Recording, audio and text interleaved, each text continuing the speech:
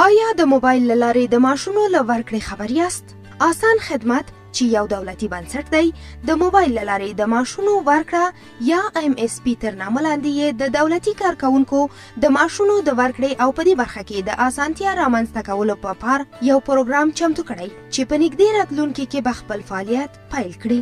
د دغه پروژې لومړنۍ پړاوونه په بریالیتوب پای ته رسیدلي او په تخنیکي برخه کې یې کار روان دی چې په پلي کولو سره به یې معاشونه په اسانه، رڼا او چټکه توګه ورکړل شي. له دغو خدمتونو څخه په ګټه اخیستنې نوره اړتیا نشته چې لرې واټنونه ووهل شي.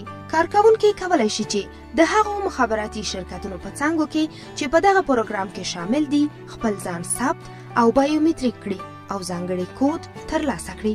د معاشونو د ورکړې څانګې د هیواد په هر ګوټ کې شته دی او تاسې کولی شئ چې په کمترین وخت کې خپل معاشونه ترلاسه کړئ.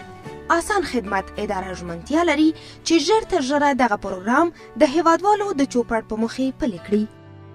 آسان خدمت، روڼوالی، اغیزمنتیا، نوښت.